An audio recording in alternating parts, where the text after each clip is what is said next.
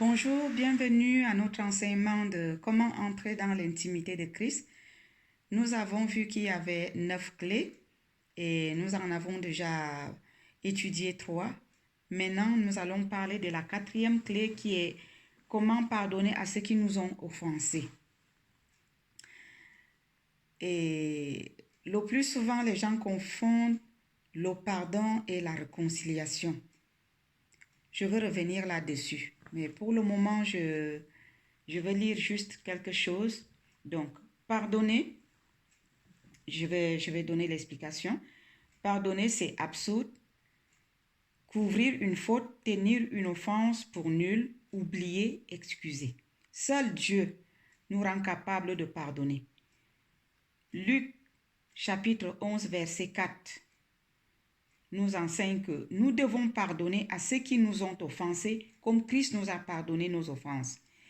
Il ne revient plus sur nos fautes effacées. Le non-pardon nous ferme la porte d'entrée dans la présence de Dieu. Nous devons élever les mains pures et les cœurs sans tache devant Dieu. Avant d'aller dans la présence de Dieu, nous devons pardonner à tous ceux qui nous ont offensés. Et comme je disais tantôt, on ne pardonne pas à quelqu'un qui ne nous a rien fait. Si nous parlons de pardon, c'est qu'il y a quelque chose, il y a eu quelque chose, une blessure, un abus, une trahison. Et généralement, ça fait mal. Nous savons tous que je ne suis pas en train de prêcher sur le pardon, je veux juste partager ce que j'ai reçu. C'est pour cela que je ne développe pas beaucoup. Je ne vais pas égarer les gens avec beaucoup de paroles, quoi. Je vais droit au but. Donc, le pardon donc n'est pas la réconciliation. Cependant, nous sommes obligés. C'est un ordre du Seigneur. Il ne demande pas notre avis. C'est un ordre. Nous devons pardonner. Et c'est à notre avantage. Vous savez, lorsqu'on ne pardonne pas, ce n'est pas la personne que nous retenons captive dans nos cœurs qui souffre. C'est nous-mêmes.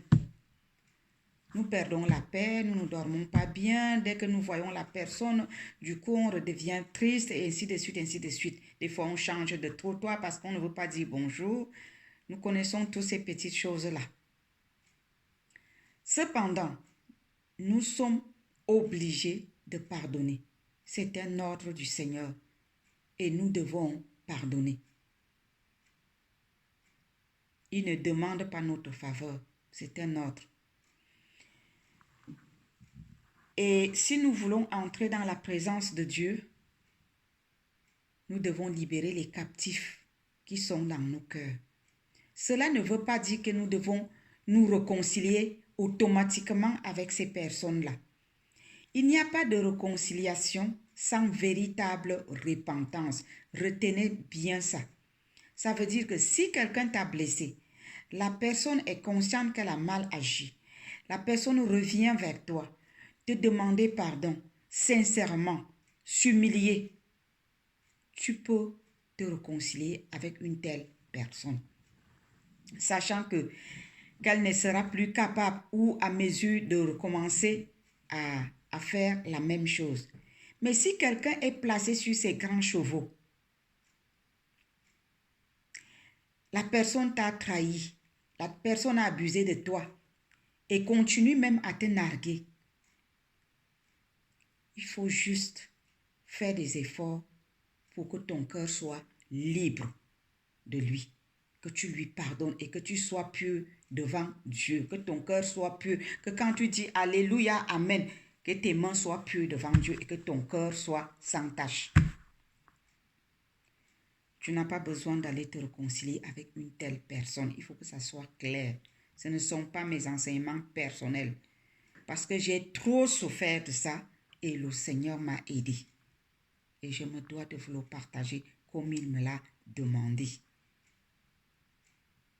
Réconciliez-vous avec ceux qui sont prêts à marcher avec vous en accord. La Bible elle-même dit que 2 personnes ne peuvent marcher ensemble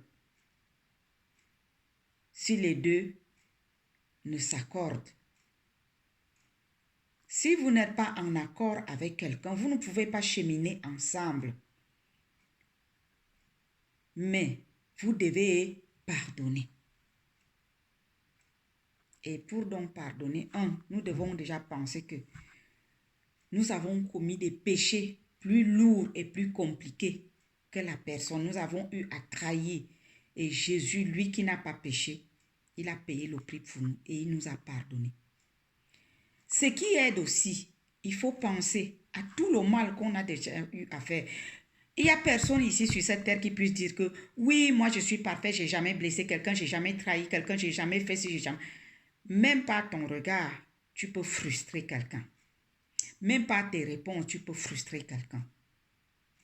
Même par notre attitude, nous blessons les gens. Et Dieu nous pardonne.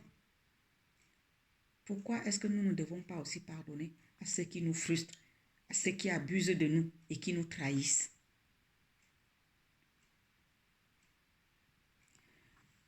Pensons à nos péchés et voyons comment le Seigneur nous a traités ou qu'il nous traite. Ça va nous aider. Et si jusque-là, nous restons insensibles, alors la clé magique, enfin, ce n'est pas magique, Dieu ne fait pas de magie. La gracieuse clé que Dieu nous a donnée, c'est la confession. C'est proclamer avec ses paroles de tout son cœur en prononçant le nom de la personne.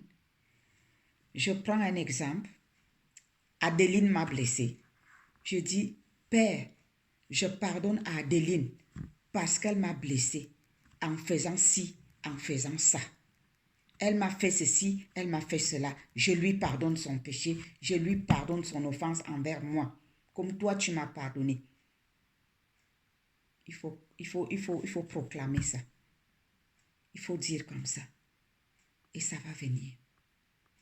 Il faut aussi proclamer l'amour envers la personne en disant, je pardonne à Adeline qui m'a blessée, qui m'a trahi, qui a trahi mon amour, qui a abusé de moi. Et je déclare de tout mon corps que je l'aime.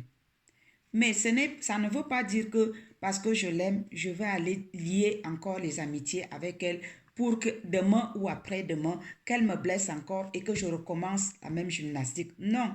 Si elle se repent, gloire à Dieu, on peut continuer à cheminer ensemble. Mais si elle ne se répand pas, je me dois de protéger mon cœur, car c'est du cœur que viennent les bonnes et les mauvaises choses. La Bible nous recommande de protéger nos cœurs. Protège ton cœur, car de là viennent les sources de la vie. Amen. Donc, apprenons à pardonner aux autres comme Christ nous a pardonné. Si nous n'arrivons pas, le secret gracieux est là, la clé gracieuse, elle est là. La proclamation. Je pardonne à tel, je pardonne à tel, je pardonne à tel. Je libère tel de mon cœur, je libère telle personne de mon cœur. Telle personne m'avait blessé, telle personne m'avait fait ceci. Je libère cette personne au nom de Jésus-Christ. Je déclare que cette personne, mon cœur est rempli d'amour pour elle au nom de Jésus. Faites cette prière-là. C'est des choses banales, mais qui marchent. Mais quand le Seigneur m'a appris toutes ces choses, j'étais étonnée. Et j'ai vu que ça a marché dans ma vie. Ça marche dans la vie des personnes que je fais le suivi. Et ça va aussi marcher pour vous. Essayez et vous me redirez. Soyez bénis au nom puissant de Jésus-Christ. Amen.